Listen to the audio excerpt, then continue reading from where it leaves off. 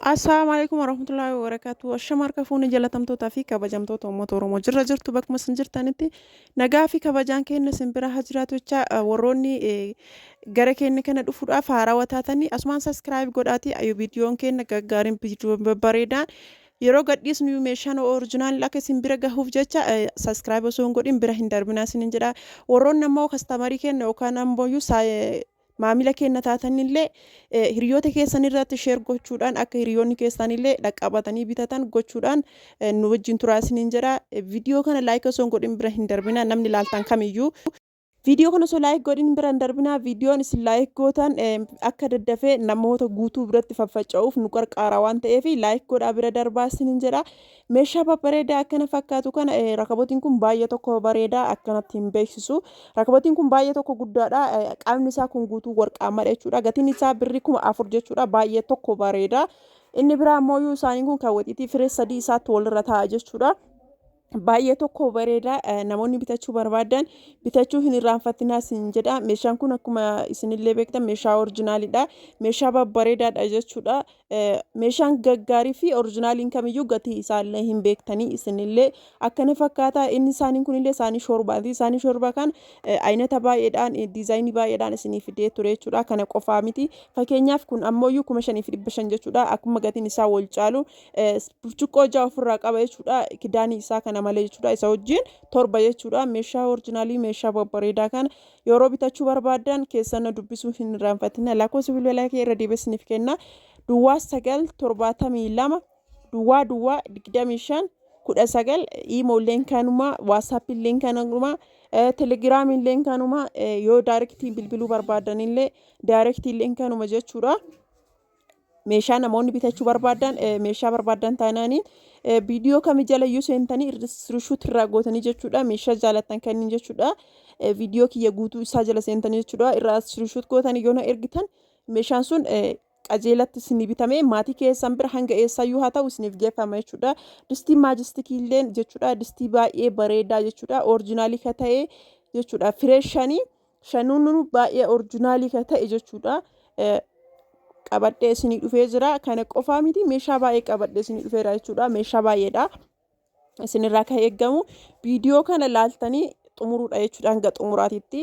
Meeshaa babbareedaa kana erga laaltanirra hanga xumuraatitti osoo hin xumurin bira hin darbina. Maaliif isinillee isin fayyada jechuudha. Istoofiin kun akkuma isin argitan kana jalaa baakkoonii qaba.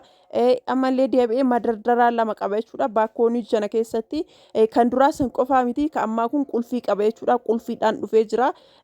Istoofii baay'ee bareedaati. Bootaan jalli isaa kanatti jechuudha. Bootaa isin argaa jirtan kuni boota distii ibiddarraa yoo baastan boota kaayatan qaba. Boota makarattafaa irra karattafaatan qaba jechuudha. Erga kana guutuu geessitanii irraa walaawwaltanii irra gad qadaaddanii deebistan jechuudha. Qulfii qaballee waan baay'ee namatti tolu jechuudha. Maashinni shunkurtii kun jechuudha aynata baay'eedhaan jira. Akkuma isin beektan aynata baay'eetu jira. Akkasuma gatiin isaallee wal caala darajaan isaallee baay'eedha. Injira kan yeroo maabiraatiin badallee innummaan tokkicha ta'ee jechuudha.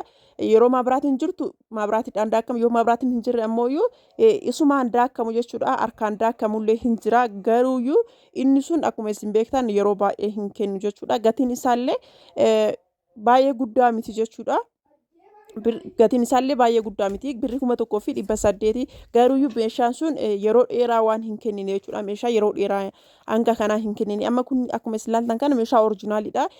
Baay'ee orijinaalii ka ta'e jechuudha. Meeshaa biraandii baay'ee orijinaaliidha jechuudha. Gatiin isaallee birrii 2,500 jechuudha. Baay'ee orijinaalii ka ta'e bareedaadha jechuudha. Akkuma isin argitan kana jechuun bareedina duubaatii miti kan isin jedhaasu jiru.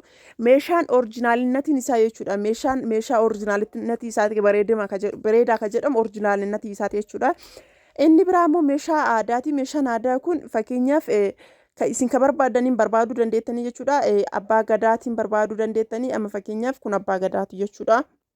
Abbaa gadaatiin barbaaduu dandeettanii calleen abbaa gadaatii fi aadaa arsii tokko jechuudha. Gatiin isaa tokko wanti isin beekuu qabdan gatiin isaa tokko jechuudha. Birrii 8,000 jechuudha. Abbaan gadaallee aadaan arsiillee 8,000 jechuudha. Baay'ee tokko babbareedanii akkuma isin argaa jirtan kana jechuudha.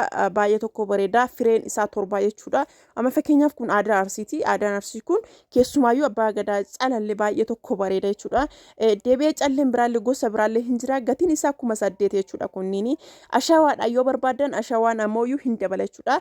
8,500 jechuudha ashawaan akkuma isin beektanii gatiin isaa hin dabala gatiin ashawaatii fi kanniini tokko miti jechuudha. Inni biraa ammoo kidaanii shoorbaati. Ramadaan as gahee jira obboleeyyan keenya Ramadaan gahee jira dhiyaatee jira ka Ramadaan namoonni baay'ee Ramadaan irra galuudhaaf qophii kataatan nam tokko ammoo galuudhaaf ji'a tokko naafe namoonni jettan namoonni Ramadaan keessa galleettan saanii shoorbaa kana dafaa bitadhaas ni jedha saanii shoorbaa baay'ee bareedaa jechuudha akkuma 6,500 akkuma baratamee tanaan dura bitaa ture jechuudha kidaanii 6 ofirraa qaba jechuudha siinii 6 jechuudha argitanii. Siinii 6 ofirraa qaba maankaallee 6 ofirraa qaba cilfaa tokkoo fi kidaanii guddicha tokko ofirraa qaba jechuudha. Akkuma isin argaa jirtan kana baay'ee tokko bareeda jechuudha. Akkana fakkaata namoonni bitachuu barbaadan daddafaa bitadhaas ni jedha. Inni biraa sarvisii warqaamaadha. Sarvisii warqaamaan kuni sarvisiin baay'een hin jira. Gatiin isaallee akkuma wal caalu jechuudha. Meeshaaleen isinillee hin beektani meeshaalee wal caala jechuudha. Ka haqatullee hin jira jechuudha. Deebi'ee ammoo inni kun baay'ee orijinaalidha. Garuma haqatu tokkollee kan hin qabne jechuudha. Sarvisii baay'ee bareedduuti.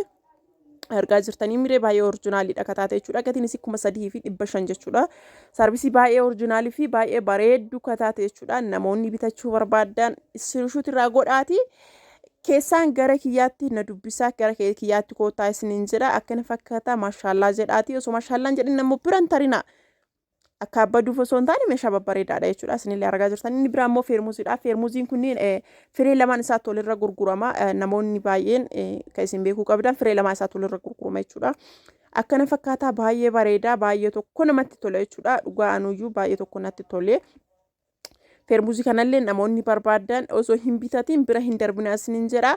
Akkuma isin beektan diizaayinii isaallee baay'eetu jira. Akkaataan isaallee baay'eetu jira. Gatiin isaa 5,500 jechuudha. Feermuuzii baay'ee bareedaati. Daddafaati bitadha. Namoonni bitachuu barbaadan osoo hin bitatiin bira hin darbina isiniin jedha. Akkana fakkaata. Feermuuzii babbareedaadha jechuudha. Akkuma isin argaa jirtan kanniini. Isallee bitadha isiniin jedha. Namoonni bitachuu barbaadan bitadha. Akkana fakkaata. Baay'ee tokko bareedaadha. Dammoo kanarra bareedullee hin jira. Fakkeenyaaf footoo kan viidiyoo isaa of biraa hin qabneef malee kan kana caaluu bareedullee hin jira jechuudha. Inni kunniin dhugaa baay'ee bareeda jechuudha. Inni biraayyuu masoobiidha. Masoobii bareedaa akkaataa isin barbaadan jechuudha. Masoobii biddeenaa barbaadanii kan daaboo barbaadanii warroonni galtanii heerumullee barbaadanii warroonni ammoo maatii osoo qabdanillee jechuun gaa'ila osoo qabdanillee galuu barbaadanii inni kun nama kamiyyuu hin barbaachisa jechuudha. Nama gaa'ila ganaa godhatuufillee kan godhate keessa jiruufillee namiyyuu hin fayyada jechuudha. Masoobii biddeenaa, masoobii daabbootii fi masawarqii fi maccaawushaa isii gubbarraa wantoota akka daantelii kanniini bitadhaa isiniin jedha. Baay'ee tokko bareedanii namni hin barbaadne hin jiru. Wanta akka safeedii gindoo meeshaa aadaatii fi akkasuma wanta akka qodaa maalii kanniin dirqama jechuudha. Dubartii irratti warra gaa'ila godhate ta'e warra gaa'ila hin godhannellee ta'e inni kun baay'ee dirqama jechuudha. Akka meeshaa kaawwanii irrayyuu kanatu iyyuu dirqama. Meeshaan kan akkana fakkaataa namoonni jaalattan keessaan na dubbisaa namoonni hin jaalannellee koomentii wanta an balleesse yoo jiraate koomentii irra naa balleessaa. Lakkoofsi bilbilaa kiyya duwwaa 972 duwwaa 25 19 irratti